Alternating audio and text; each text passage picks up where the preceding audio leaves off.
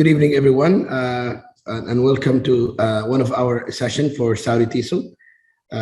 Tonight, we have a great speaker that will be introduced by our president for Saudi TESOL, Dr. Al-Barghi. Dr. Al-Barghi, the microphone is yours, please.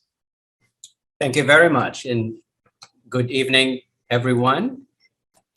I think we have a full house of audience. It's Stephen Krashen after all. Thank you all for joining us here at the Saudi TESOL event, special event, and for the inaugural session in a series of lectures to be delivered by the world's most prominent language scholars. The scope of this initiative is that of the spectrum of special interest areas in language education. We hope to focus on areas such as acquisition, assessment, classroom practice, curriculum design, and accreditation, to name 5 such areas. This program, and indeed all Saudi TESOL activities, endeavors to accomplish the goals laid out in the governance of our association, detailed in our website if you'd like to take a look at that. One such goal is the invitation to eminent TESOL scholars, and that's what Article 4 of our remit is all about. For the benefit of those of us working in the context of Saudi ELT, and for those working internationally. In the pursuit of achieving our mission, Saudi TESOL believes the application of research-informed theory in the ELT classroom leads to more effective and successful language teaching and learning. Turning now to this evening's lecture, I can think of no one more fitting than tonight's guest to launch the prominent language scholar lectures. The teaching approaches found in contemporary language classrooms have all been shaped by a handful of hugely influential theories on language acquisition, which stretch back to ancient Greece. You will recognize the names of Plato, Descartes, and Locke, whose ideas carried us across millennia to the 20th century. From that point, the work of Skinner, Chomsky, Schumann greatly informed the practice of modern language teaching. However, it is not hyperbole to say our guest's architecture of the late 20th century, 5-story hypothesis, its levels painted as acquisition, learning, monitor, input, and effective filter, and finally natural order. Upon completion, the 5 hypotheses were Renaissance-like in their impact. So great was the reception and enduring was the influence. More even than those of his illustrious peers, conversely regarded as a peerless group due to their staggering collective achievement. And in contemporary terms, and I hope the professor forgives this analogy, Stephen Krashen is a member and probably admin of the most prestigious, profound WhatsApp group ever formed, populated by some of the greatest minds in the history of language education. Stephen is also Emeritus Professor of Education at the University of Southern California. And this evening, he will deliver a lecture entitled The Power of Self-Selected Fiction. The Power of Self-Selected Fiction. The hypothesis tonight is that the painless path to high levels of competence in language is through self-selected pleasure reading of fiction. And if you have researched this area, you would find that research strongly suggests that those who read more fiction not only acquire more language, they also know more about history, literature, science, and even practical matters. Such readers also develop greater empathy. Chomsky has come to a similar conclusion, stating, quote, "It is quite possible, overwhelmingly probable, that we will always learn more about human life and personality from novel than from scientific psychology." Ladies and gentlemen, distinguished guests, it is a complete privilege and a great honor on behalf of Saudi TESOL to welcome Professor Stephen Krashen for tonight's presentation. Professor Krashen, the floor is all yours. Oh my, thank you so much. That was wonderful. I feel so much better now. Thank you. I'd like to begin with a story, and all you really need to do is listen to the story, because the story presents the entire lecture. It summarizes all of our progress in the last 45 years. The story is about me and what I have been doing during the pandemic. During the pandemic, I have been home. I tell people I'm home alone with my girlfriend. Isn't that exciting? And we've only been married for 55 years. So we're still fresh and exciting and good. Anyway, during the pandemic, I have been inspired by the example of Isaac Newton. During the plague, Isaac Newton at the time was a student at Cambridge. He was considered a mediocre student. During the plague, around 1650, he stayed home on and off for 2 years. While he was home, he invented calculus. He did important work in theory of gravity and started the basic research in optics. This is what it's been like for me too. I've been having a good time at home, of course. I've been practicing the piano, not just playing the piano. As you can tell, I've been working out, pumping iron, as we say. And I also have been going shopping, and that started me on my adventure with languages. Going shopping, the local supermarket put in a policy during the pandemic. If you're older than 65, come shop before 6:30 in the morning. It's for old people only. So I did that. The first day I did that, I drove to the supermarket, did my shopping. I put my groceries on the counter, and I noticed that the employee who was using the cash register had his name on his jacket, and his name was Hispanic. Okay, his name was Fidel. So I spoke to him in Spanish. Now I have to tell you, Spanish is not my best language. It's like number 4. Just like everybody in the audience, we're always messing around with languages, trying to get better. And I like Spanish. It's lots of fun. I spoke to him in Spanish. He answered me in English, which is what he's supposed to do in his job. I was ready. I said to him, Fidel, tú puedes ayudarme. You can help me. Mi meta is, my goal is hablar español como ustedes. I want to learn to speak Spanish the way you do. He liked that.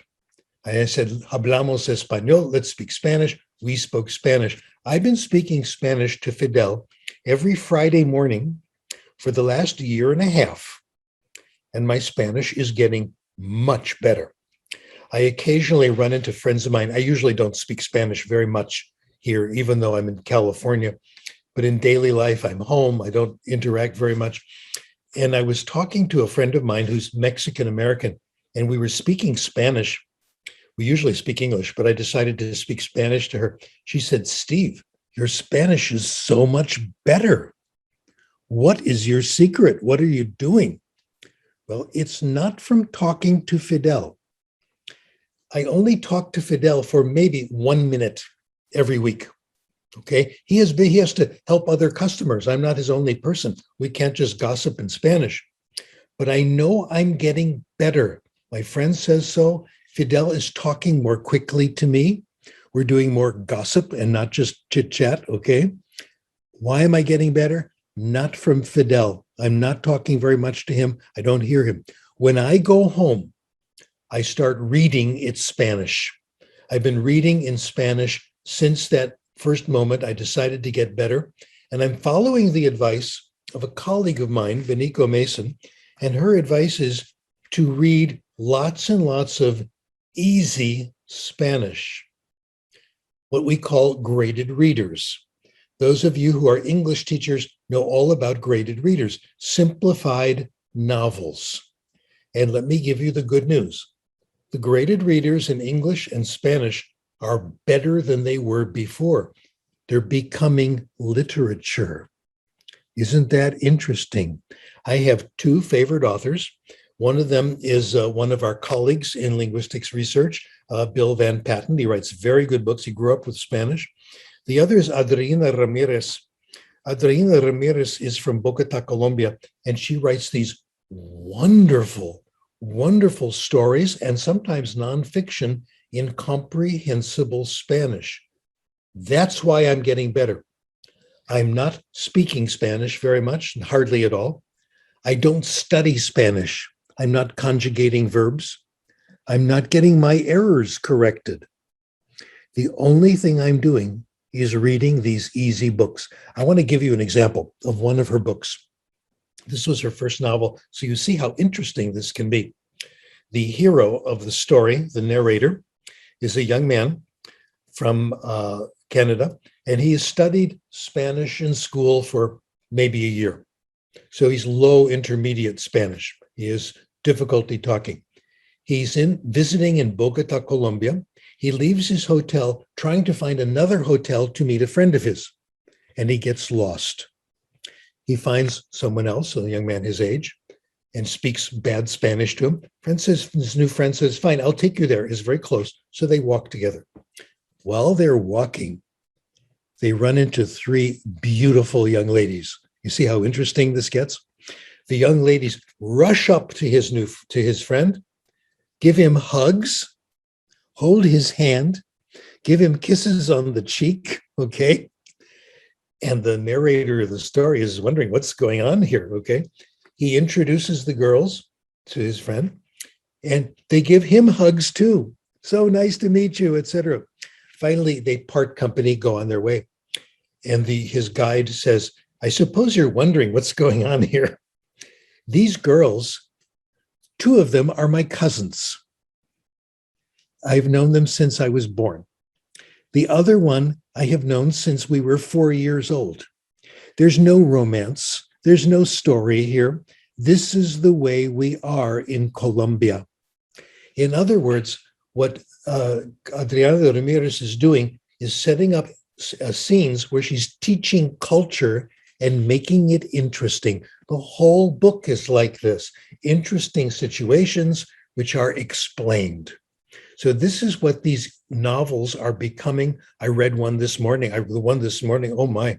It turns out it was inspired by Adriana Ramirez's husband. She told me about it. Who's hard of hearing, his trouble. And the problems he had in school, the problems he had socially where he wouldn't understand, the problems adjusting to a hearing aid, very well done. You really experience what happened to the boy when he was young, when he couldn't hear very well. And I'm going to get a hearing aid pretty soon because I'm getting old. It's happening to me. So these are good books. It's happening in English too. This is my entire presentation, ladies and gentlemen. My presentation is this happens through reading interesting fiction. Now I'm going to repeat all of this in a much more boring way. We're going to talk about the research, but the conclusions are the same. I'm going to walk through the major hypotheses. The first one, some of you are familiar with, acquisition and learning. We think people have two ways of getting better in other languages. You can acquire language, you can learn language, and they're very, very different. Acquisition, we sometimes call the natural way. And a synonym for acquisition is picking up a language. I was in France for a few weeks and I picked up some Spanish that really means you acquired it. Acquisition is subconscious. While it's happening, you don't know that it's happening. You think you're reading a book. You think you're listening to a story. But at the same time, you might be acquiring. Also, when you're finished acquiring, you're not always aware that anything has happened. It's represented subconsciously in your mind, a feeling for correctness, not always knowing the rule. The brain is very good at acquisition. Human beings are excellent at acquiring language. We're good at it. We do it naturally. We do it easily. We're not very good at the other process, learning. Learning is knowing about language. The subject and the verb are supposed to agree. The third person singular, you'd add an S to the verb, etc. This is learning. Error correction helps learning. You make a mistake, someone corrects you, you're supposed to say, oh yeah, that's how it is. So the child comes to EFL class, and says, I comes to school every day. Teacher says, no, it's I come to school every day. You're supposed to think, oh yeah, that S doesn't go on the first person singular, it goes on the third person singular. That's the theory, but we're not very good at it. In fact, human beings are very poor at language learning. And as we know, this is the problem because our methodology is based on conscious language learning. Second hypothesis, very exciting for me. It took up most of my time in the 1980s, called the natural order hypothesis. Very simply, we acquire the rules of language in a predictable order. Some things come in the beginning, some things come in the middle, some things come at the end. The order for first and second language is similar, but not always identical. Okay. This was so exciting when we discovered this. This began with the work of Roger Brown from Harvard, who found it was true in first language, then Dulé and Burt for child second language, and we just studied in adult second language. Very exciting.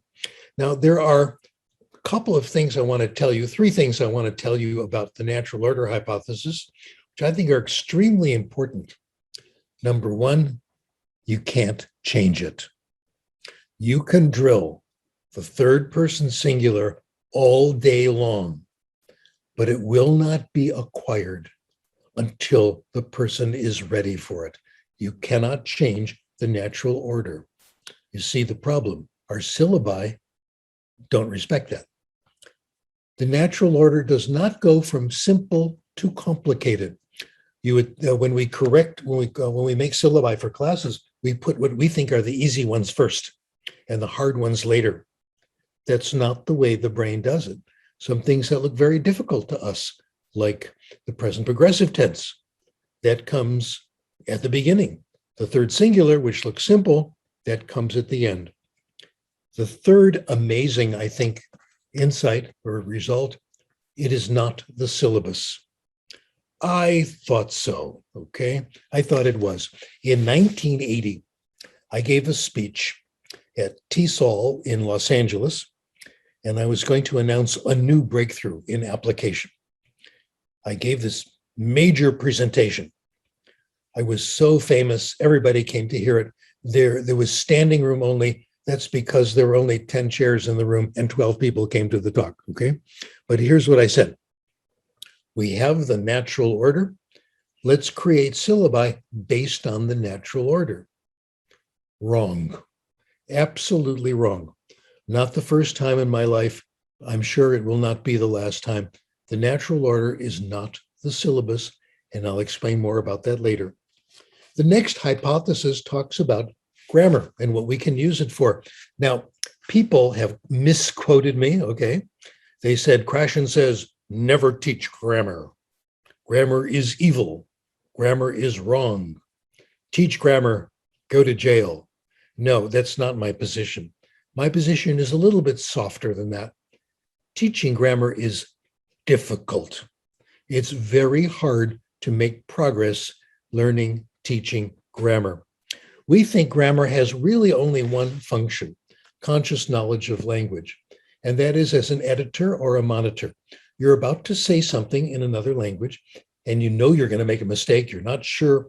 You think of the rule, and you rehearse your sentence. You practice your sentence while the other person is talking. I used to do that all the time. Suicide, it's terrible. You come off with a beautiful sentence, but you weren't listening, and it no longer makes sense. So it's very hard to monitor as you're speaking. To monitor and get it right, several conditions have to be met, and they're very hard to meet. Number one, you have to know the rule. You have to consciously know the rule. We don't know all the rules. Noam Chomsky will tell you, Noam Chomsky knows more about grammar, about English grammar, than anyone who has ever lived, I'm sure. He has done his research trying to get the perfect description of English grammar. His assumption is this will put you on the path to universals, which I think is a very good strategy. Chomsky says, we have only described fragments of English. So the best linguists don't know all the rules. The best teachers don't know all the rules. The best textbooks don't contain all the rules. Not only that, when we present rules, many of our students don't understand what we're talking about. So this is a very heavy constraint on using grammar. You've got to know the rule. We only know a small part of the rules. Number two, if you want to apply grammar while you're speaking or writing, you have to be thinking about rules. You have to be thinking about correctness. This is hard to do, especially when talking. If you want to think about grammar while you're speaking, this is like trying to pat your head and rub your stomach at the same time. Very hard to do and rather unnatural. Number three, it takes time. If you want to drag up rules, apply them, you have to think of the rule, apply it, change your sentence around. Very difficult to do in the flow of conversation, of course.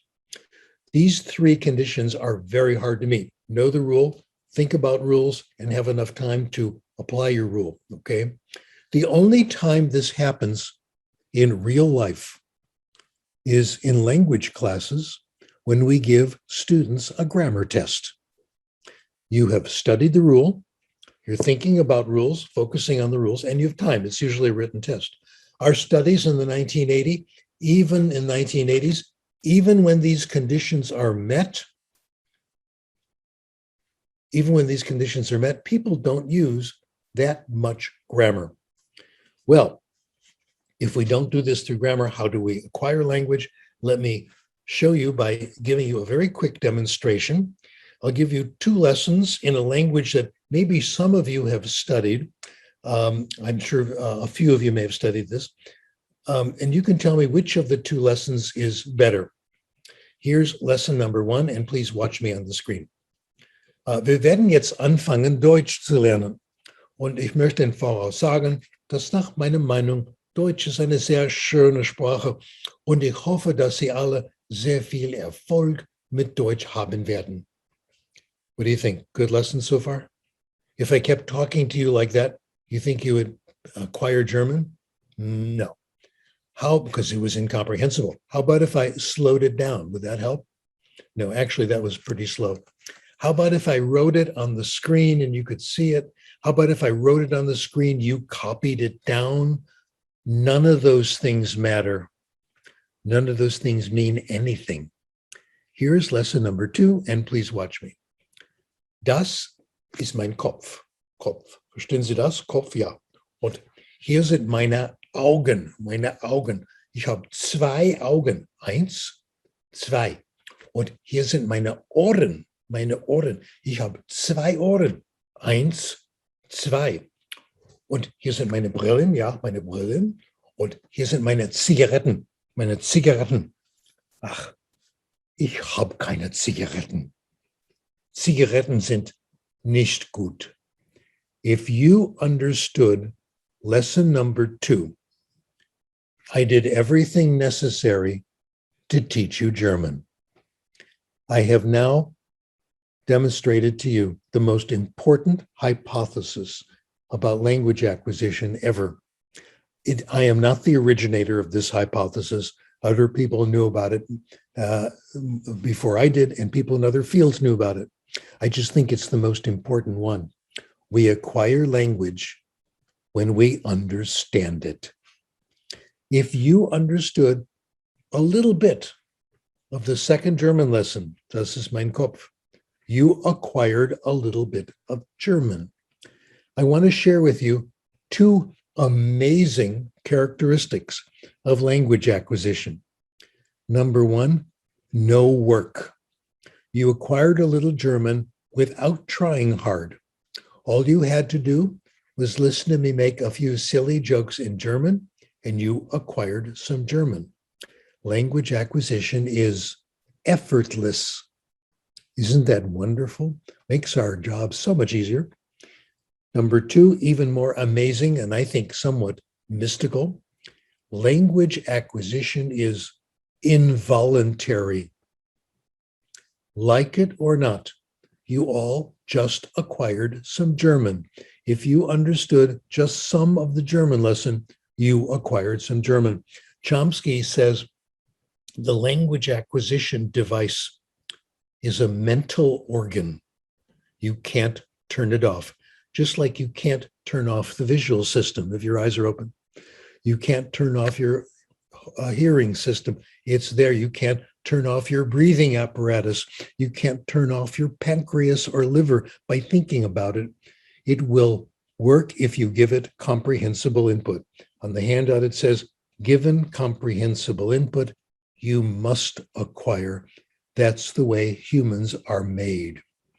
Well, the corollary of all this, very important one, talking is not practicing. Wow. Do you remember when you were a beginning language teacher, you were teaching your English class, and you were telling the students a story? And your supervisor came in and said, no, no, no, you shouldn't be talking. Your students should be talking. You were right. Your supervisor was wrong. We acquire language by listening and understanding. The ability to produce language, to speak, is the result of language acquisition. Similarly, the ability to write is the result of reading very much. Now, it's not only having to talk before you're ready to do it is not only useless, it doesn't help you, but it's also quite painful. I wrote a paper on this, which you can find, called Down with Forced Speech. This all began, I'll tell you the story first, an incident that happened about 45 years ago. My daughter, who is like 6 years old at the time, you can tell she's now in her 50s, okay? My daughter was playing with a neighbor's child where we lived, a few houses away, people we knew very well. We were close friends of the family. And my job was to go over to the other person's house, pick up my daughter and her little friend, and bring them both to our house. So I went over there because the mom had to go off on something, had something to do. I came in, I said, okay, girls, let's go to my house. And the mother said, just a minute, I have to go in the kitchen and take my medicine. I have to take my pill. Okay. She went in the kitchen, she got a glass of water, took this pill. She was very anxious. She said, oh, thank you. That's so important. Now, again, we were good family friends. I said, what was that all about? She said, that was Valium. Today it's Prozac. It's anxiety lowering medication. I said, why are you taking Valium? She said, I'm going to, in my Spanish class. Spanish class makes me so nervous. In fact, the expression she used, Spanish class, freaks me out. I said, what is it about Spanish class that makes you so nervous?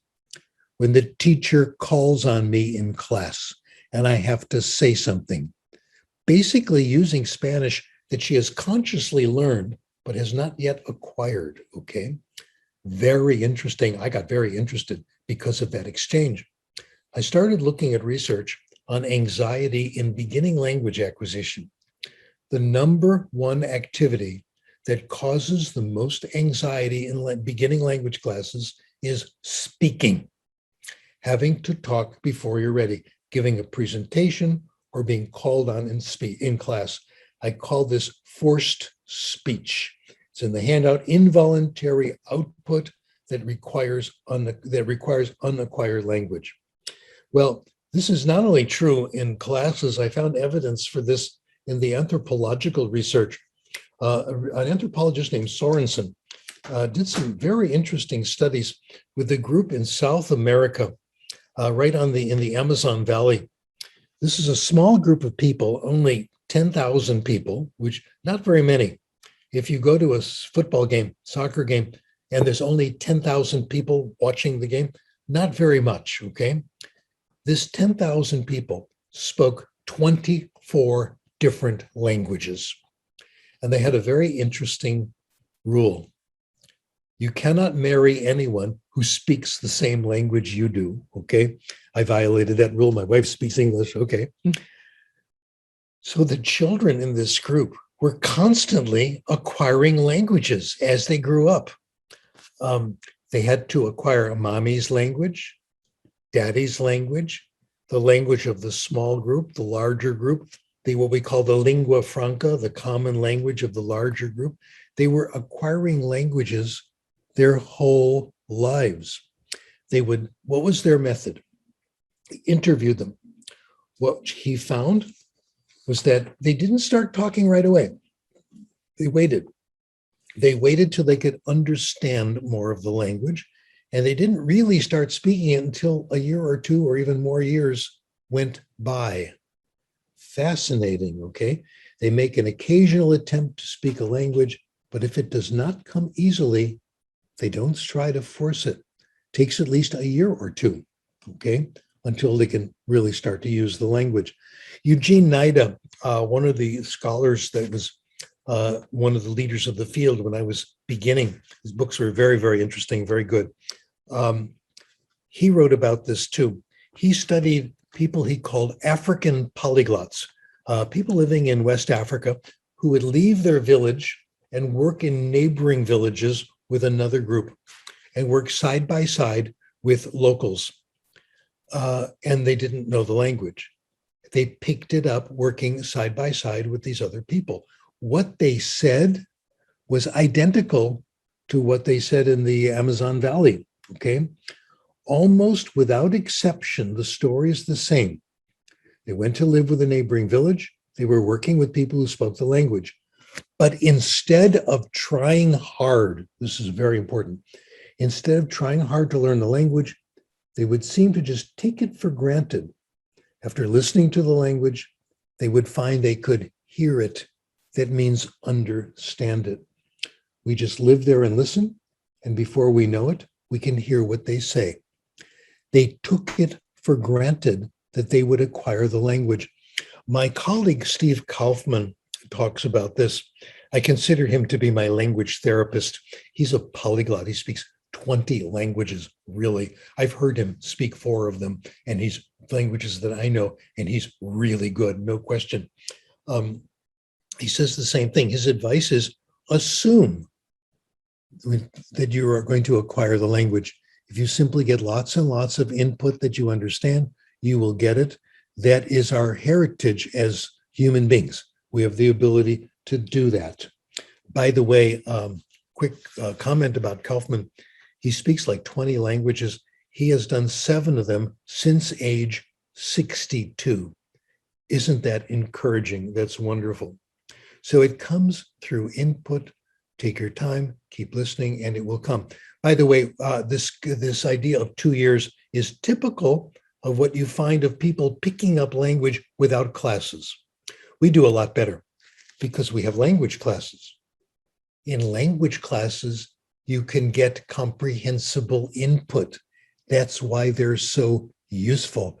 I have gone to many language classes. I have found some wonderful ones. It's much better than trying to pick up the language from the outside because everything is comprehensible. Okay, for comprehensible input to work, it has to be interesting. I'm pausing there because our profession has not understood this until recently. In the past, there was nothing more boring than a language class. Not anymore. Language classes are becoming much more interesting, and we'll talk about how this is happening. The input has to be very interesting. I call it compelling. Compelling means so interesting, you temporarily forget that you're listening to another language or reading another language. The books I'm reading, these little books I've told you about, are so interesting, I don't even think it's Spanish anymore. I'm just reading them for the content, eager to see what's going to happen next. Language acquisition is gradual. It doesn't happen all at once. Research from the University of Illinois, and I greatly admire the scholars there, they have found for first language, if you hear or read an unfamiliar word or grammatical rule, and it's in context and you kind of understand from the context, you get a little bit. Each time you encounter it, you read it, you hear it, you acquire a little bit of the meaning. Over time, it comes, you get the whole thing. Usually takes 15, 20 repetitions in different circumstances over time, and then you gradually get it. You get it from context. Context is the great teacher of language. People have criticized context. Now, what do I mean by context? Pictures, actions, what's going on around you, etc., and what you've heard before. People say you can't really trust context. Context will push you in the wrong direction. Actually, occasionally that happens, but not very often. One study was done where they had people read passages where there were new words in context. And they found that most of the time, about 60% of the time, the context was helpful. It gave you an idea of what the word was about. It pushed you in the right direction. Less than 10% of the time, the context was what they call misdirective, pushed you in the wrong direction. Here's an example that's a favorite among critics of this idea. You hear a word, the word is, let's say, point, and the context is someone doing this with his finger. Now, the critics say, well, you don't know if that means finger, if that means hand, maybe it means okay in that language. You're not sure it means point. So it doesn't give you the complete meaning, but it helps. It kind of pushes you in the right direction. It gives you a little bit, and eventually you get the whole thing. Should we teach along the natural order? Let's go back to that idea. If input is comprehensible and compelling, and there's a lot of it, the natural order is there for you in the input. I call this the Pasadena Freeway hypothesis. I was driving, and this happens to you when your mind is at ease, you suddenly come up with an idea, your mind incubates. And I was wrestling with the idea of, should we teach along the natural order? And on the freeway driving, I was so excited, I got off and I wrote this down, fortunately. And I wrote down, if you get a lot of comprehensible input, all the items you are ready to acquire is there in the input. Keep getting more input, you will get everything you need. You don't have to worry, will the third person singular be there? Will the present progress? It will be there at the right time, and it will come back and there will be automatic review. It's very similar to the health food idea. If you remember, it's about 40 years ago, this started 50 years ago, when people got all excited about vitamins. And me and my friends, whenever they discovered a new vitamin, we would go to the health food store and get pills with just this vitamin. I remember when they discovered selenium, we all got selenium tablets, figuring this would make us healthy. What we didn't know is that it's there in your food. If you have a good diet and there's a fair amount of variety, you'll get selenium, you'll get vitamin B12, it will all be there and it will come back in just the right way to absorb it correctly. Same idea. Well, let's get to application now, and it's time for another story. And all you really need, I think, is the story. I live in Southern California, about 50 kilometers from Los Angeles, from Santa Monica and Venice.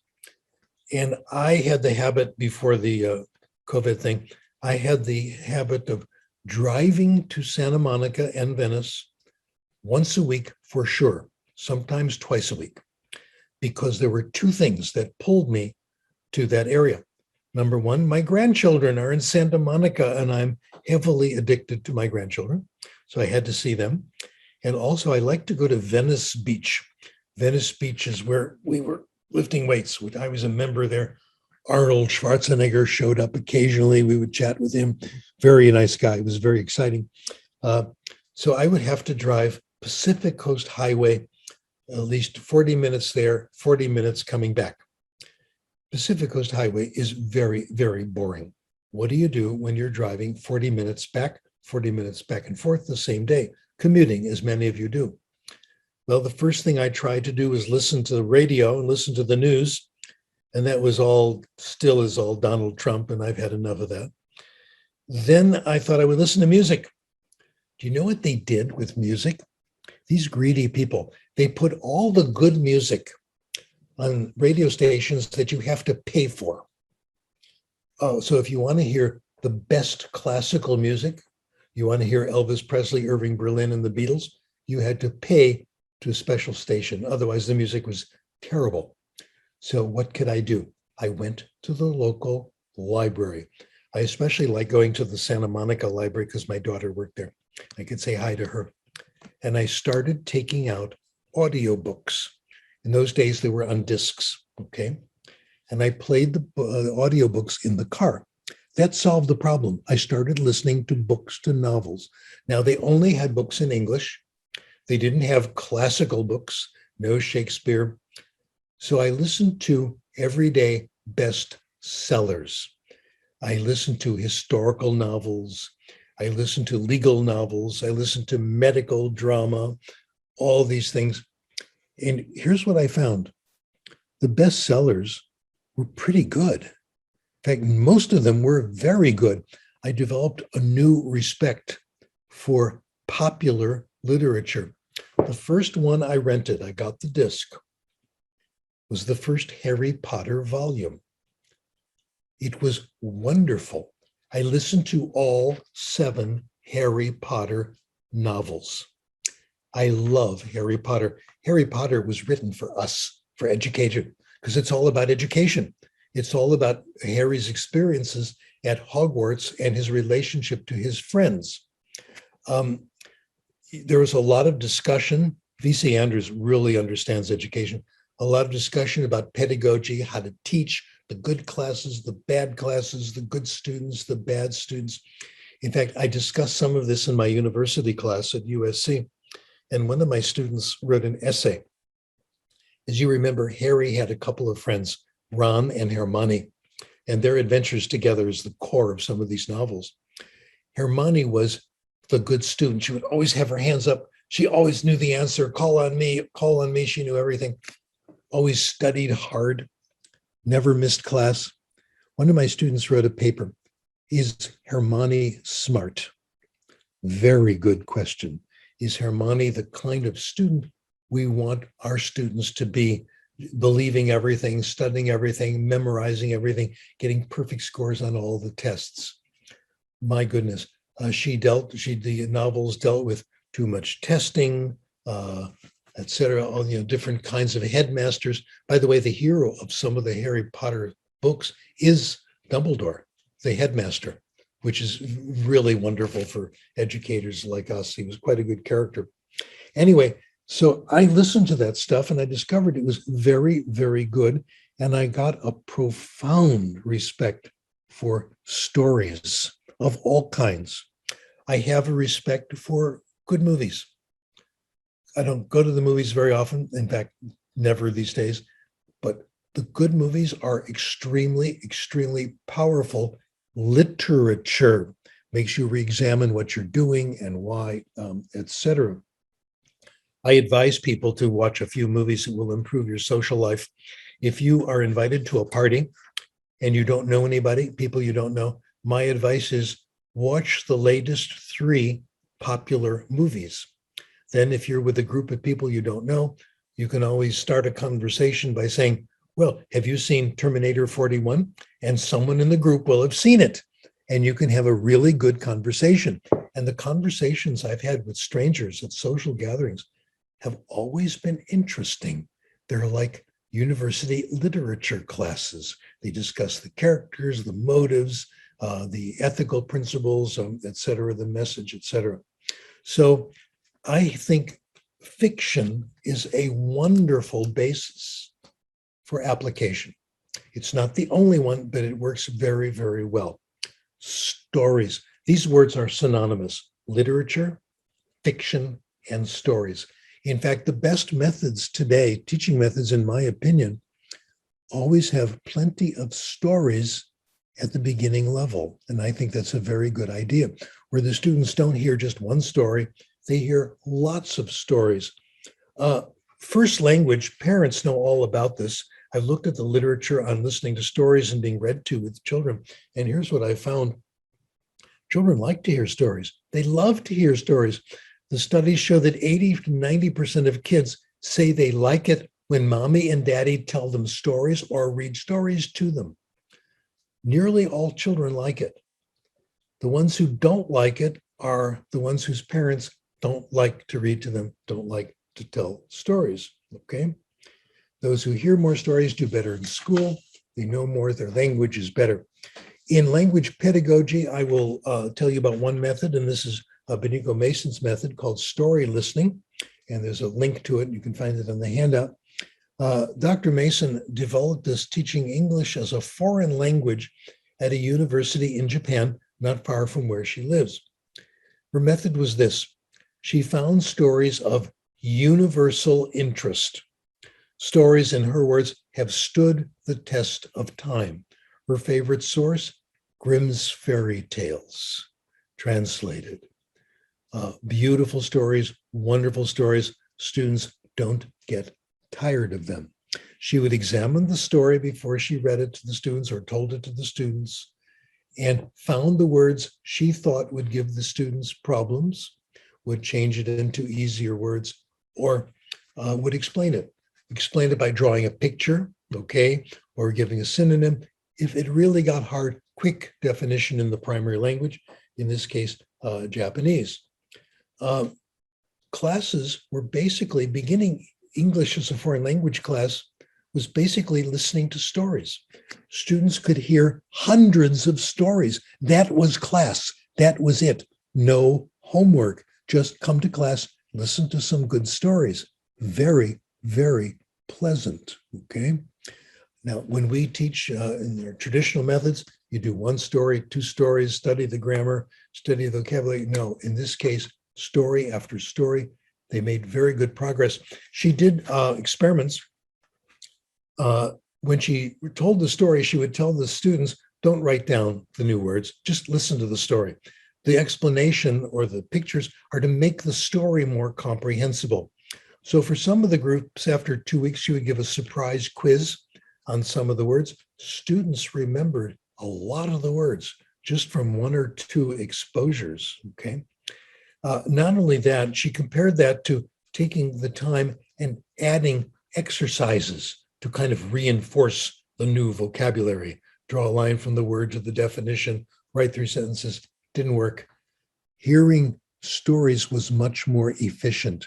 You get better vocabulary acquisition from listening to stories than doing vocabulary exercises. So when you finish a story, our advice is don't do drills and exercises, do another story. Much more efficient and much more pleasant. Now, this leads to the part that I want to focus on today, the next stage. Hearing all these stories, and it could be several hundred stories, could be 1-2 semesters, prepares you for reading. Dr. Mason calls this guided, self-selected reading. Reading from graded readers, the kinds of books I have been reading in Spanish for the last 1.5 years, okay?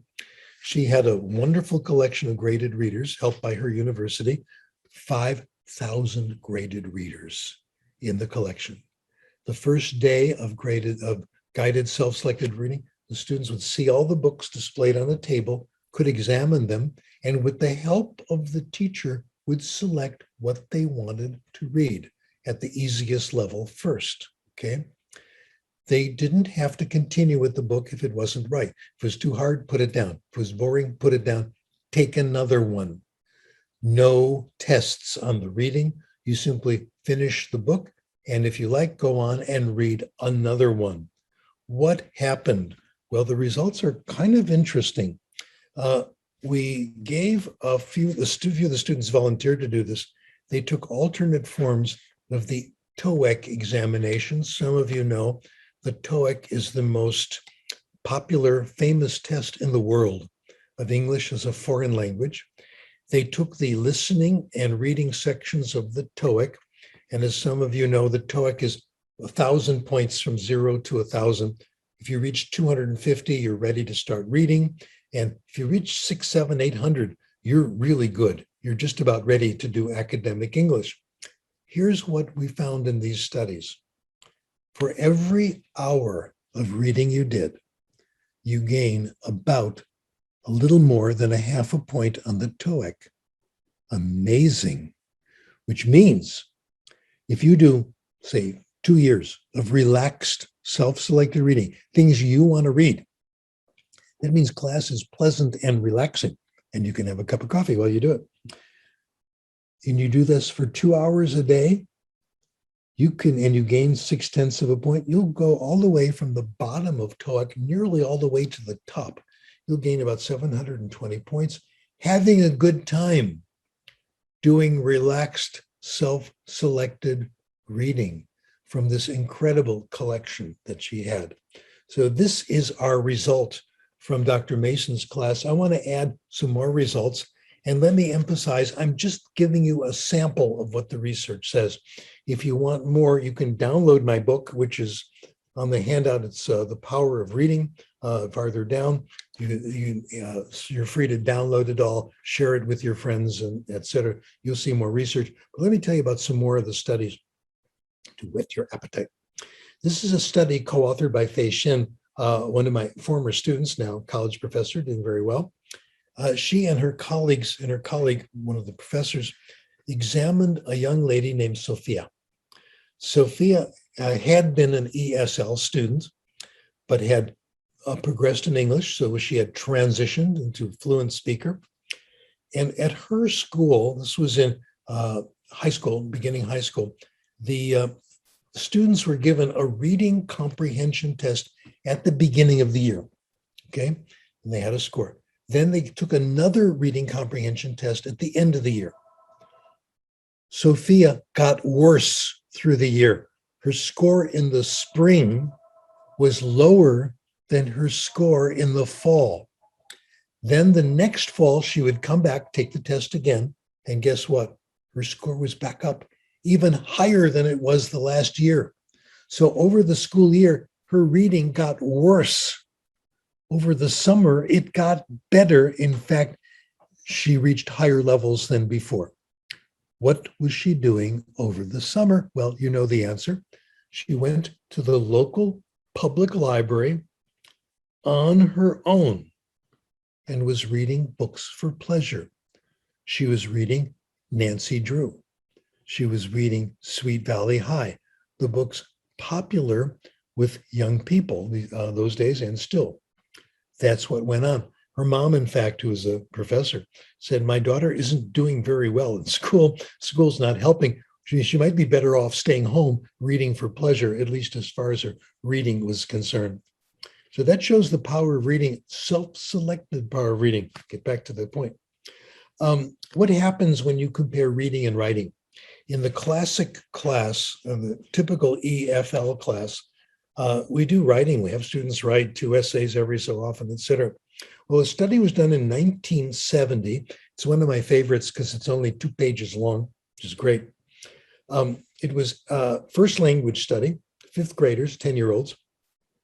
One class was required to write 2 essays every week, which is a typical requirement.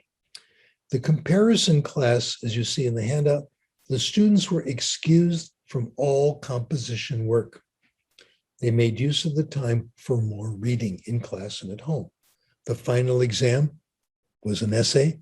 The reading group did better on the essay than students who wrote essays. Same thing happened in C. and Lee's paper, 2005, traditional EFL class. Those who did more writing did not do better on the final examination. Those who did more reading did a lot better, okay? Reading they did on their own. Famous cases, Malcolm X, an African-American intellectual, did a lot of speaking and writing and really wrote some absolutely brilliant stuff.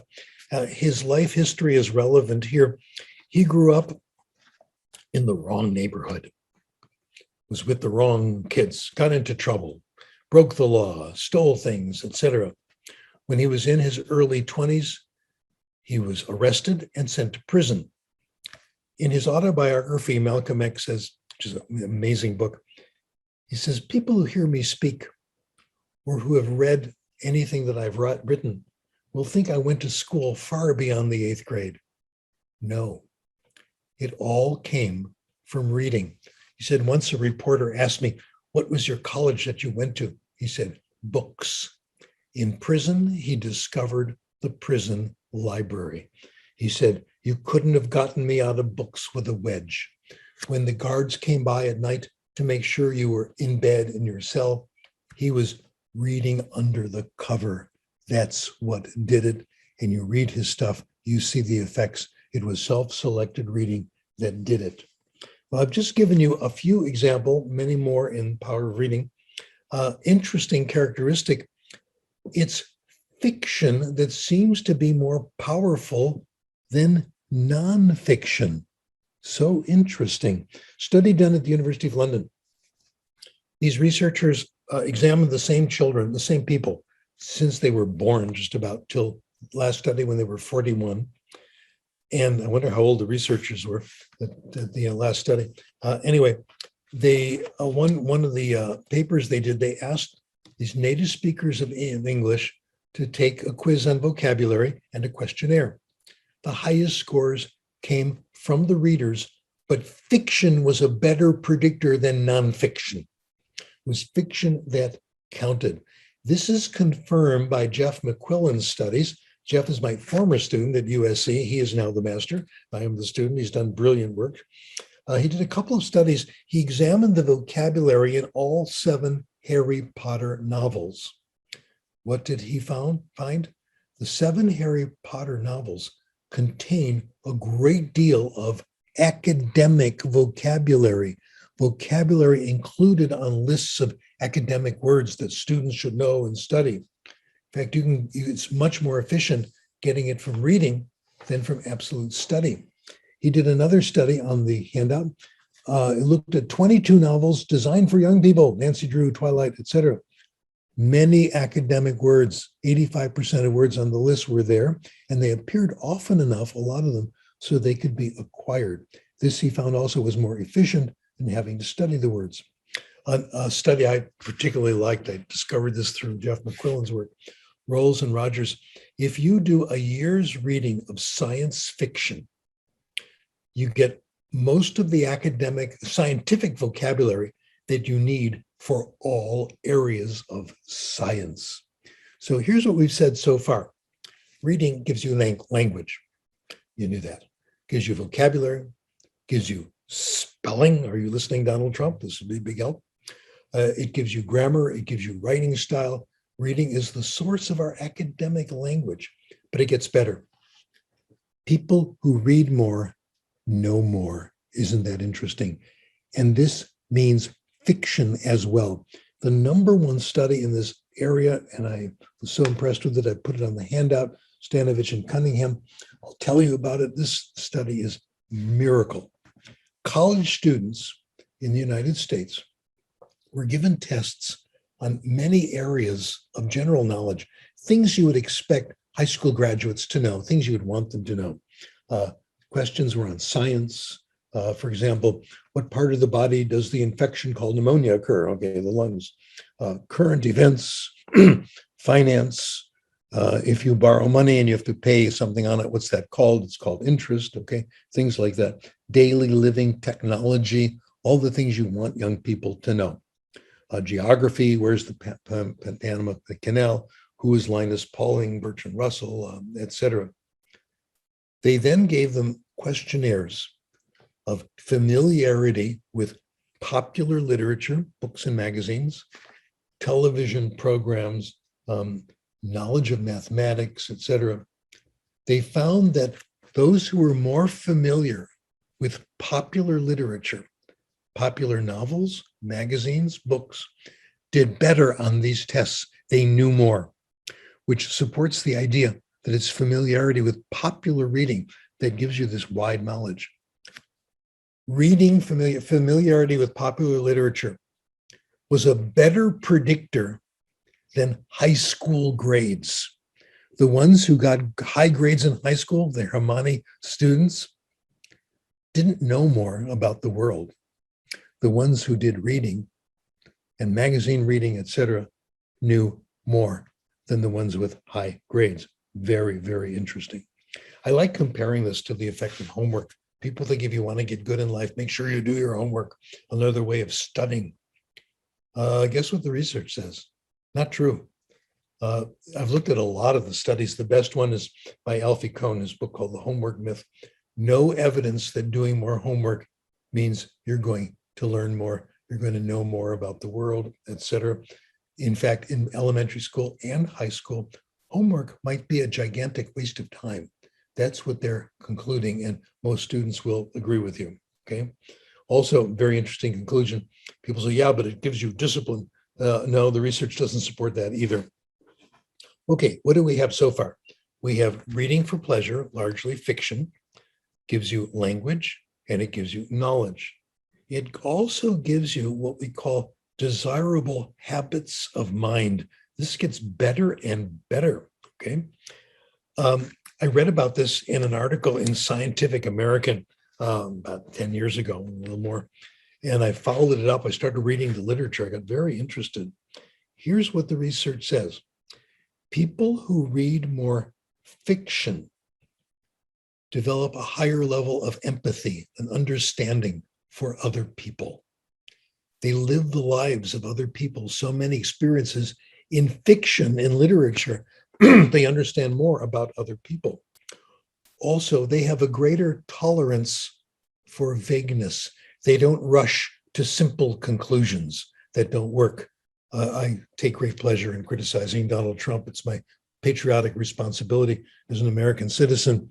But his presidency was filled with naive, simple solutions. We'll build a wall against Mexico. We'll raise tariffs, none of which worked because he didn't understand the complete situation. Fiction helps you do that. And he was proud of the fact he didn't read very much.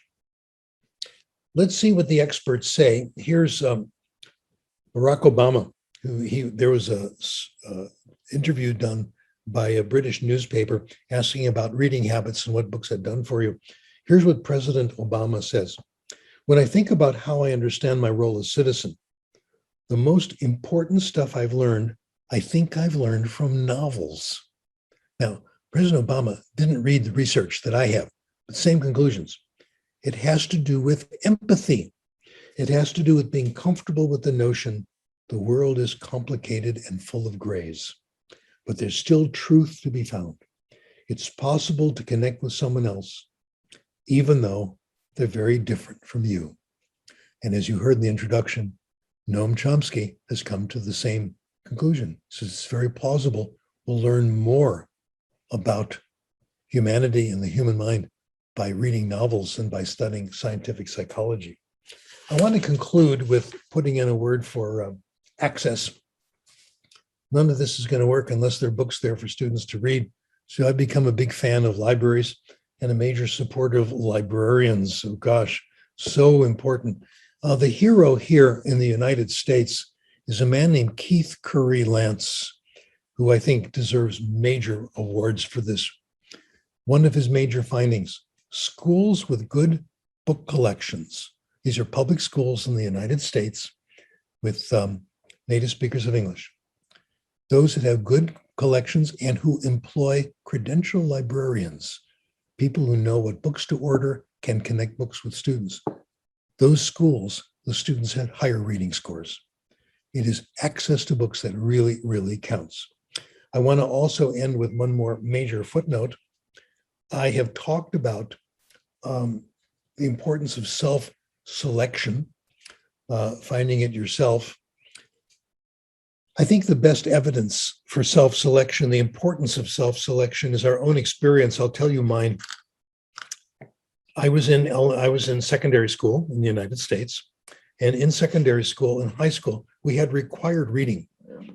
We studied English literature. We studied American literature. I read all the required novels. I took tests on all the required novels. I passed the tests. I don't remember a single novel that I read in high school, not one. But I do remember all the self-selected reading that I read. I read lots of science fiction, Robert Heinlein, Arthur C. Clarke, etc. And I read, believe it or not, baseball stories, which were amazing, so good, so powerful, so many life lessons. This was my language arts curriculum when I was an adolescent, and it was amazing. I remember all of those books. In fact, my former doctor, his name is Seymour Pearl. He was my doctor at a medical center at Kaiser. And when he would come treat me, we had a very nice relationship. We would talk about baseball and these novels, because he liked them too. We just fell into talking about this. And then when he retired, I ran into him. He said, "Mr. Krashen, Steve, let's get together and have coffee. I want to talk about these novels." So I've been meeting with Seymour, he's now Seymour, for the last couple of years. And we talk about these books. We talk about what we've learned from them. We've had wonderful, for us, this was literature. This was everything you want from language arts. Examples I still think about today, okay? Other good evidence before we look at the research. What happens when someone gives you a book as a gift? When I get a book as a gift, I fear the day when the person who gave me the book will say, "How did you like that book I gave you?" Because mostly I don't read them. I don't know about you, but I have to select it myself. It's not for me. Garrison Keillor, a famous radio personality, talks about this. He says, as a former English major, I'm an easy target, a sitting duck for gift books. The past few years, I've gotten Dickens, Thackeray, Smollett, Richardson, Emerson, all of them great. None of them ever read by me. All of them now on my shelf, looking down at me, making me feel guilty. I have a shelf like that too. What I've been in, the book, the person usually inscribes it for Steve, hope you like this book. I never read them. I started to, sometimes they've never been right for me. I put a sticker over them and I've been giving away to local libraries so the person won't discover my name on them. That means when you get a gift book, it's assigned reading. That's the problem with assigned reading. I don't like gift books when they're fiction. Nonfiction is different because my colleagues give me things to read which have to do with the profession, and that's different. I've gotten a lot out of that. But fiction, no. There's one exception. There's one person, if he recommends a book, I read it immediately because he knows me better than I know myself, and that's my son. And he's always been absolutely right. Here, Dad, you should read this. And then I do, and he was totally correct. The research supports it. The insight of teachers. Here's Donald Miller. No single practice inspires my students to read as much as the opportunity to choose their own books does. So my message is reading, stories, fiction. Fiction is very good for you. In the field of library science, there was about 100 years where people were condemning fiction. They were proud when their collection contained very little fiction. Nonfiction is how you do it. The research is showing this is not the case, and lots of books is number one. Okay, let me go through this. Chat room. I have to go to the top. Let me ask Dr. Al-Salami to read one of these, okay? Because yeah, Professor Krashen, because we've got a pile of questions actually. Take one out you think is really juicy.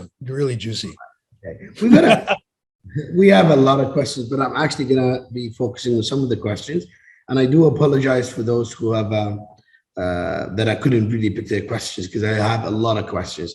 But we have this very interesting question which is related to the talk tonight.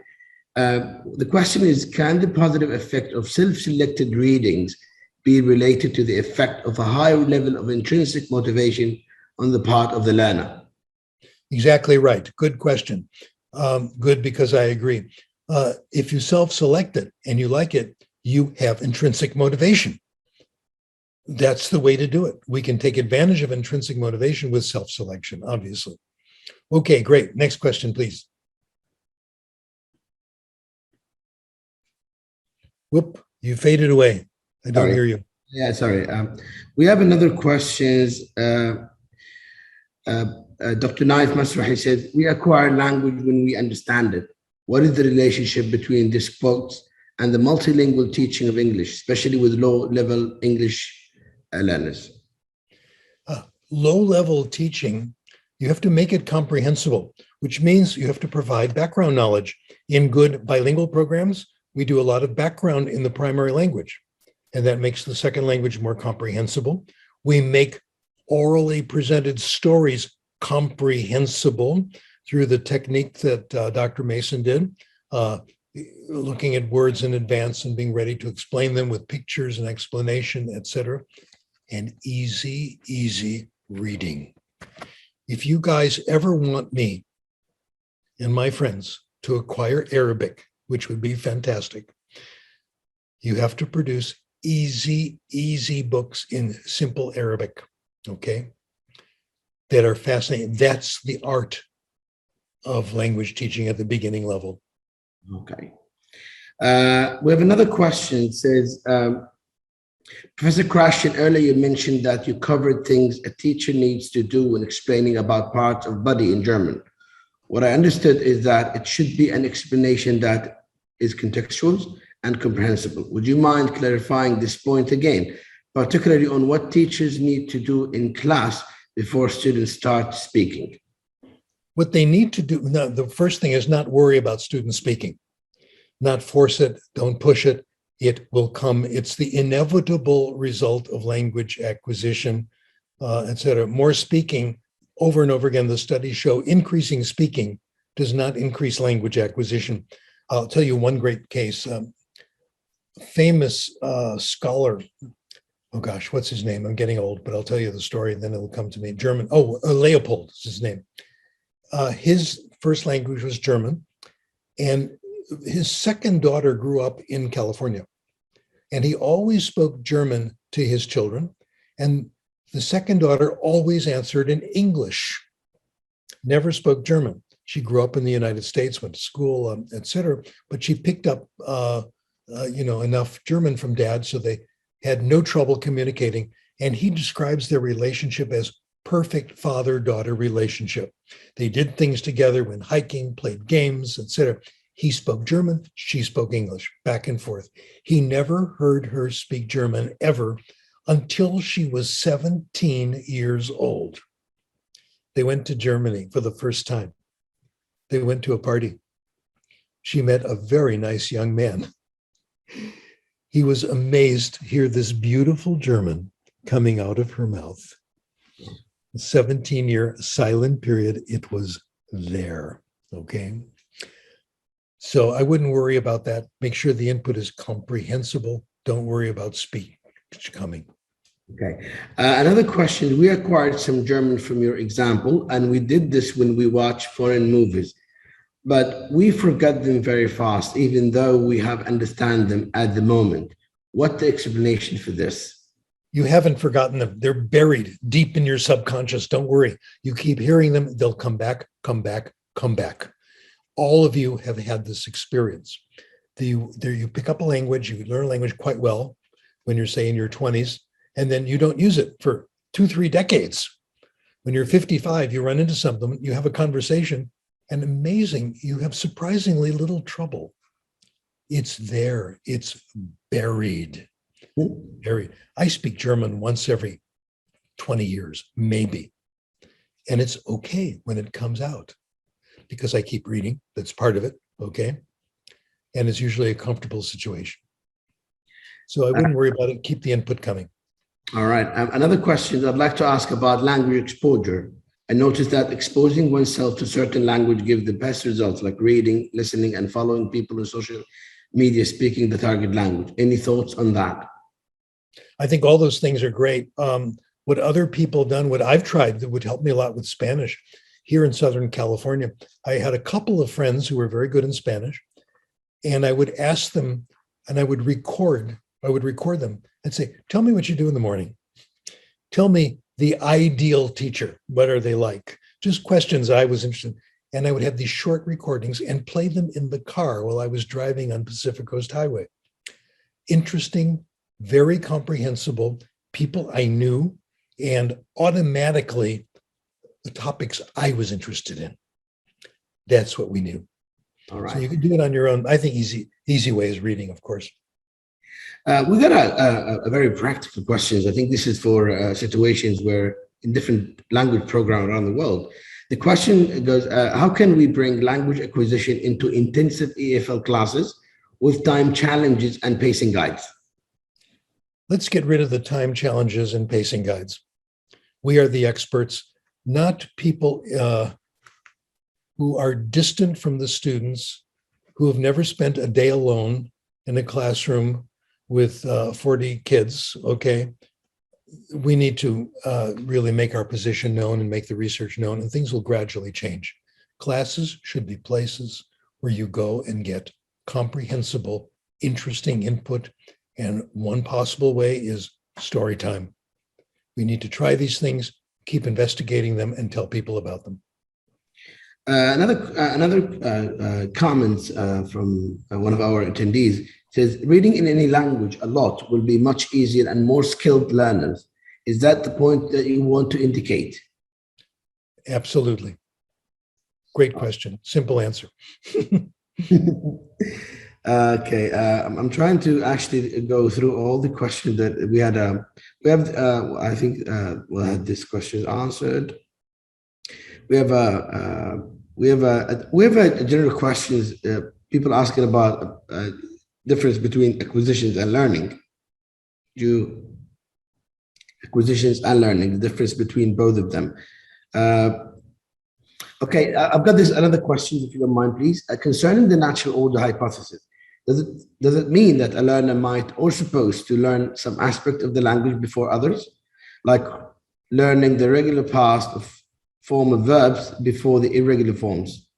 Well, in terms of learning, conscious learning, there's no order. You'll get them in the order in which you study them, but they'll be very hard to use because it's conscious learning. There are constraints on conscious learning. Acquisition, if the input is comprehensible, the order will emerge and you can't stop it. You can't change it. One example, when I was at the university in the linguistics department at the University of Southern California, the professor with the office across from mine was Masayoshi Shibatani. Masayoshi Shibatani, we became really good pals. His specialty was Japanese syntax. He had his PhD in, Chomskyan grammar. And whenever I had problems with English, I would go see Professor Shibatani because he knew more about English, I think, than anybody in Southern California, okay? Because he had gotten his PhD in, Chomskyan grammar and all this stuff.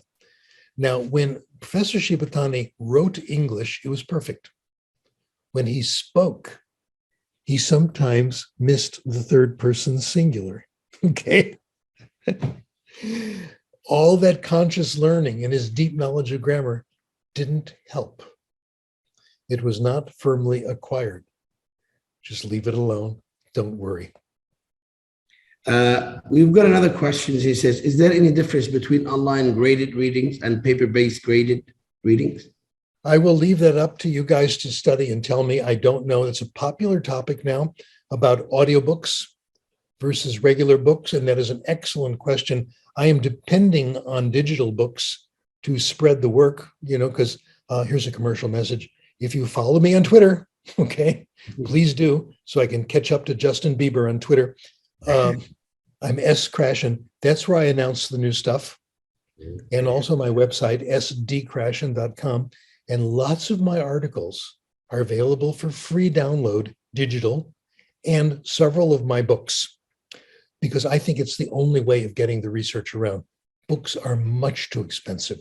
Nobody can afford them. I can't afford technical books. And I can't afford journal subscriptions. Nobody can. So the way you get them is downloading from other people and other sources. So I think the future is with digital, and it is very big question, how effective is reading in digital?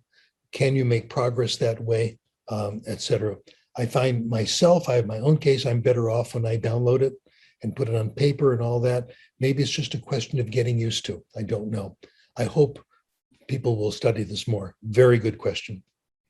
Professor Krashen, we have another question. Says, does reading improve other language skills as well, especially writing skills? If yes, then how? Yes. The way we learn to write in terms of form is reading. It's the only way. The writing code is much, much too difficult to learn consciously. The rules are far too complicated. We get a feel for writing by doing lots and lots of reading. I worked in a research team when I was a grad student, and my job on the team was to write the first draft of our papers. And when I wrote them, I had no trouble. My colleagues had a lot of trouble getting the style right, and I figured out why. I was the one reading the literature.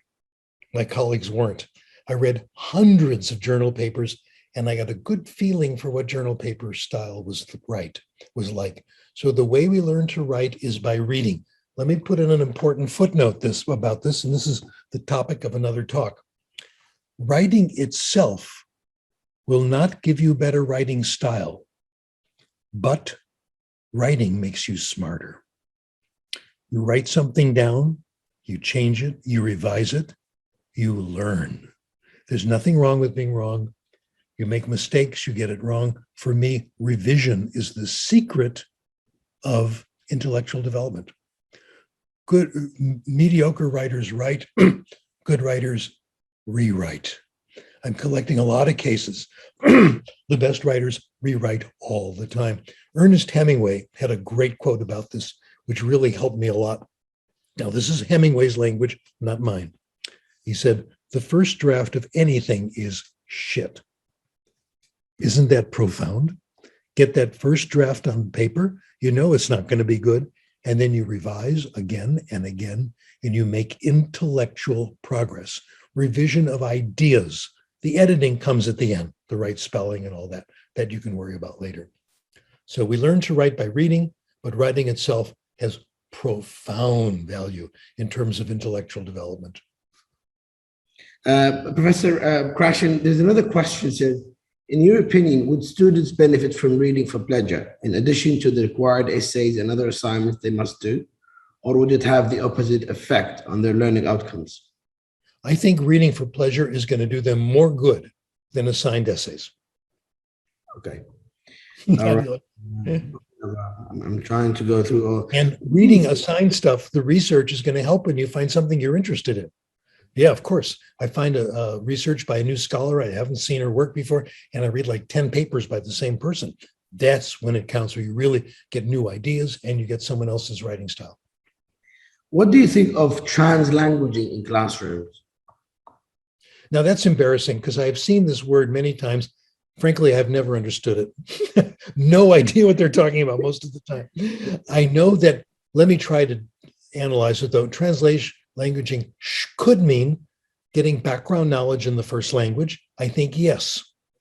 I think that's a powerful thing. That's the foundation of bilingual education. Kids in the United States, for example, who've done lots of reading in Spanish have a much easier time in English because they know more. It gives you more knowledge. The world is more comprehensible. So in that sense, translanguaging is fine. If you want to use your first language, if you have to do an article in English and you do a draft in Arabic, I think it's a great idea. If it's easier for you, go ahead and do it. I have worked in other languages. I always do the first draft in English and get help with the translation, et cetera. And the ideas come out, et cetera, much more easily. Another question, Dr. Krashen mentioned that language acquisition is effortless and involuntary. Does that have a time or age limit? Does he believe in fossilization in language acquisition? Let me do part of that. My conclusion over the years, no age limit, none. The language acquisition device never shuts off. The chief evidence for people, they think there's an age limit, is that people have accents. The work I've been doing, Nushan Ashtari, a colleague of mine, have been working on this over the last few years. We think that accent is a marker of club membership, which group you're a member of. You acquire the accent of the people you feel are in your club. It's kind of like clothing. Clothing has two functions. It protects you from the weather and it tells people who you are, okay? The way you dress reflects your social class, who you are, et cetera. Same with accent. I will give you the moment when I discovered this myself. It was back in the 1960s. I was teaching English in Ethiopia, okay?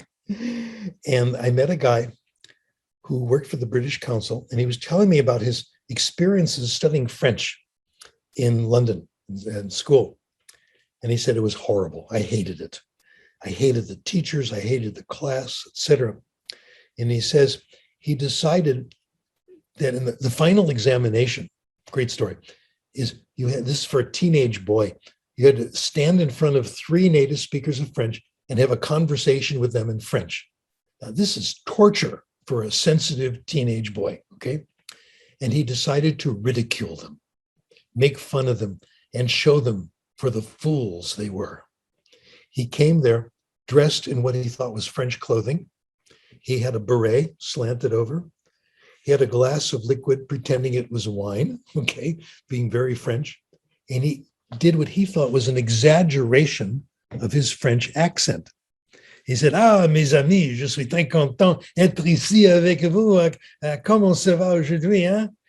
Dis-moi quelque chose." And they said, "My God, you're doing so well. Why didn't you do that in class? Your accent is terrific." He felt that he was humiliating them, making fun of him. That's not the accent he would use because he's not a member of that group. And I'll tell you about yourself. Same thing with me. When I meet someone from Great Britain, from London, I don't speak with a British accent. I can. I don't, because I'm not a member of that group. I feel funny and semi-embarrassed. And you people who are Arabic speakers, you know all the regional dialects of Arabic, the local dialect, the high dialect, the local dialect. You don't go to a city you've never been before and start speaking their dialect. You know, you speak the way you're comfortable, the club that you're a member of. The language acquisition device never shuts off. We acquire these other ways of speaking. We don't use them because we're not members of that club. So that's our hypothesis now. Okay. Another question is, does your hypothesis of reading fiction for pleasure also apply to reading science for pleasure in terms of language learning gains? If you're fascinated by the topic, yes, absolutely. I found when I was a graduate student, we were all just totally charmed by Noam Chomsky. Okay. I still am. I still think he's the true living master. Okay. And all of us started writing using Chomsky's style. We were emulating him, even though we didn't realize that's what we were doing. So yes, reading science, you acquire that style as well. Another question is, can native-like language production be acquired through practice or input, or is it personal, more related to individual differences? It's related to your relationship with the group. That's what I think. If you feel comfortable that you're a potential member of the group, you will find yourself able to use the accent. It's there inside of you. It's all there, folks. Isn't this wonderful? Language acquisition device, much more powerful than we thought. We have other questions. There's another question. In the school scenario system are put in place to ensure that students are a certain level test. How do you do this with using stories?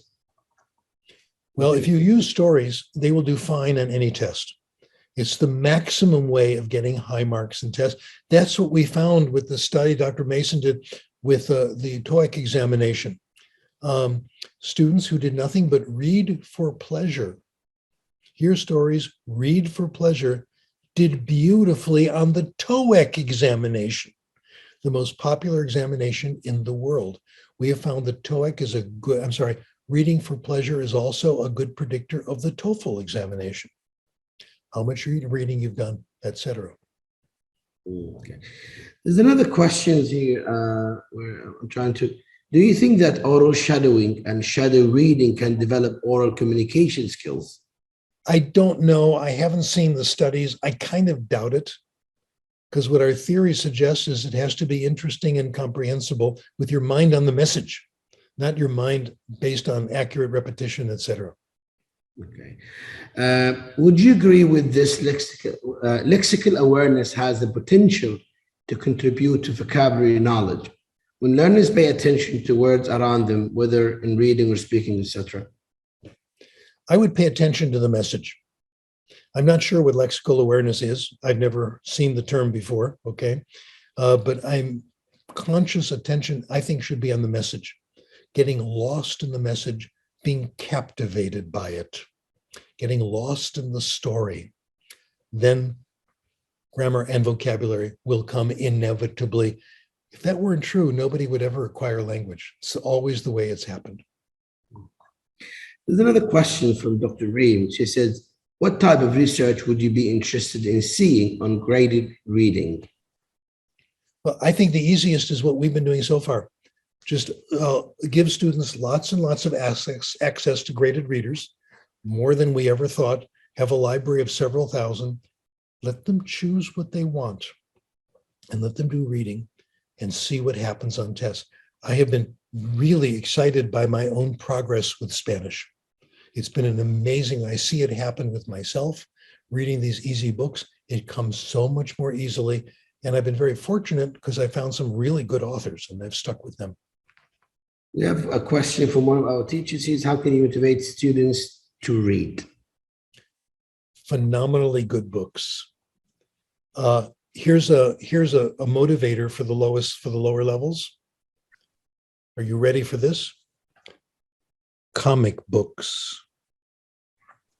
Comic books. Let me tell you about one study. This is native language, but you'll see the implication. In a secondary school, junior high school, actually, 10, 11, 12-year-olds, they put comic books in the school library and graphic novels, but did not allow them to circulate. You had to go to the library to read the comic book. They found in over 2 months' time, library traffic doubled. The amount of non-comic book material taken out went up 30%. Comic books, I should put in a word about comic books. Comic books have changed a lot over since 1961, the beginning of what they call the Silver Age of comics, where the plots became much more mature and exciting. Superheroes with problems, real problems. In my opinion, Spider-Man is one of the most interesting characters in American fiction. Problems all over the place. I'll tell you how it happened to me. I had insomnia one night, which happens a lot. And I got up and went into my son's room. He was a teenager at the time. And he's now a college professor, okay, mathematics. He's the real Dr. Krashen, right? I went into his room and I started reading Spider-Man comics. I stayed up till dawn. I couldn't wait to get to the next one to see what was going to happen next, okay? The plots were so interesting. So I'm a big supporter of comic books, and I assume they've also improved worldwide.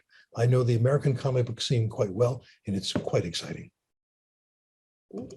Dr. Krashen, since you mentioned comic books, now if I have another question myself, actually. Now, if you want to teach children's Arabic, like they are Arabic children, but you want to teach them how to read and in Arabic, would maybe translating comic books or creating comic books in Arabic would get students motivated to read in Arabic in their own mother tongue? Maybe, as long as the comics are interesting. Okay. It doesn't matter where they came from. And the hard thing, of course, is two things: making sure they're interesting with a limited language, okay, and script. Getting the alphabet, etc. Let me tell you about the exciting research on script. I've been looking at the research in Mandarin and also a little bit in Farsi, where the alphabets are, of course, different from the English alphabet. I've been experimenting with is, well, I'll tell you my experience with Chinese. That's the easiest, and you can extrapolate from there. I can speak basic, low-level conversational Mandarin. I've had maybe the equivalent of a half of a semester of Mandarin class, taught very well, wonderful teaching, but mostly I've gotten it through reading. And the books I have are written in what's called pinyin, romanization. I've read quite a bit of Mandarin in pinyin in this area, and I find I can have a basic conversation. And I've done it many times with a native speaker who doesn't speak English.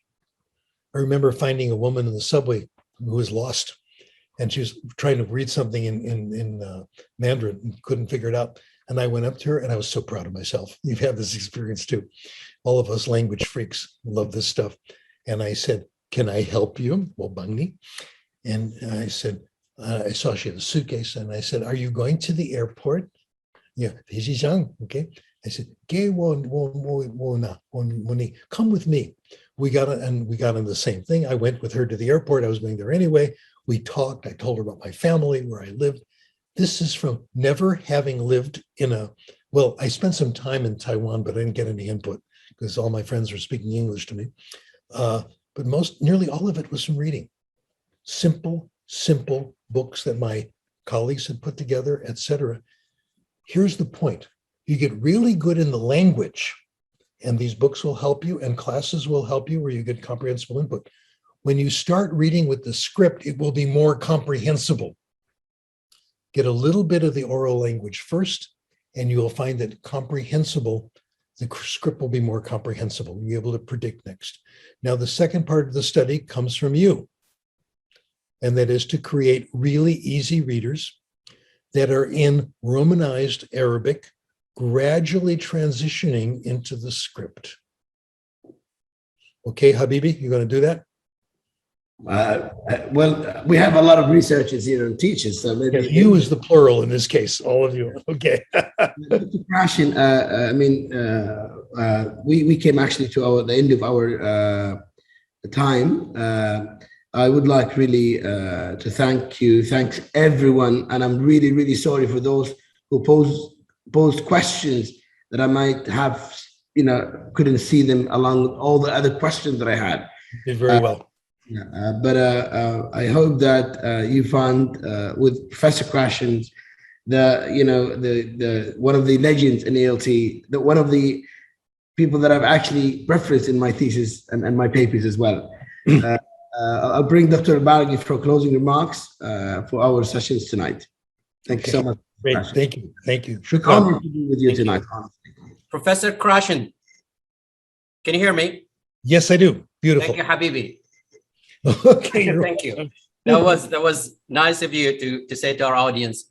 And in fact, we had about, I'm counting now, about 100 something questions. There was just no time for that in such a short time. And I think I have the right to ask a question, or maybe the privilege to ask a question, please. Is that okay, Professor Krashen? Tell me again. Yes, just one question. Who does Stephen Krashen admire in our field, or who inspires him academically? Well, there are people I've learned from, and I continue to learn from, and I'm very dependent on them. I did a webinar with Noam Chomsky. Can you believe that? It's on YouTube. You can find, there are two of them actually. And oh my God, I was starstruck. I have to tell you, it was wonderful. It's so impressive, the privilege. The people I've been learning from are my colleagues around me, the people whose work I read. I've mentioned Jeff McQuillan, his colleague Lucy Say, and their work in heritage language and reading in general. Nishan Ashtari, I have mentioned. A number of people who continue to come out with interesting work. All you have to do is look at my citations and you see them there. There's a lot of good work going on. Very few of them are at universities. Thank you very, very much for that. And again, on behalf of the Saudi TESOL board and its members represented by the 700 in attendance tonight on both Zoom and YouTube, may I sincerely thank Professor Krashen for a fascinating and very well received lecture. I have been receiving a lot of text messages from the audience telling me how great tonight's talk is. And in fact, there are huge dividends offered by reading extensively for pleasure in terms of language improvement and the growth of the individual towards global citizenship. The board of directors of Saudi TESOL, while organizing the event, were acutely aware of the respect in which Professor Krashen and his contributions are held in the Kingdom of Saudi Arabia. We were unanimous in who our first choice would be as debut speaker in this series of lectures. Such good fortune, Professor Krashen, for our invitation to be accepted by one of whose popularity endures.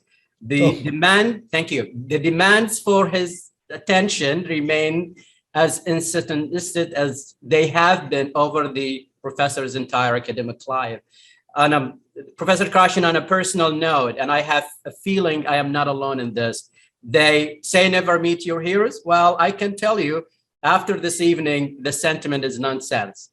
I have spent a fascinating evening attending a lecture from an industry giant who has been tangibly present for my entire professional life, a pillar underpinning the industry we are also committed to and hold dear. He represents the best of us in terms of his unwavering dedication to advancement. I'm sure many of us here are as proud as I am to have studied and worked in the tenure of Professor Krashen, who represents his contemporaries so well when in the company of those illustrious historical peers. Krashen, Deke, Skinner, and their likes will continue to inspire thousands towards a better understanding on the practice of language learning and teaching. As a gesture of appreciation, please join me in applauding Professor Krashen for his presentation tonight and in appreciation of those previous which have led up the path of progress so brilliantly in our industry. And with this, ladies and gentlemen, we conclude our session tonight and look forward to seeing you all soon in a new and inspiring Saudi TESOL lectures with another giant in English language education. Goodbye, everyone. Wassalamu alaikum wa rahmatullahi wa barakatuh. Shukran. Assalamu alaikum.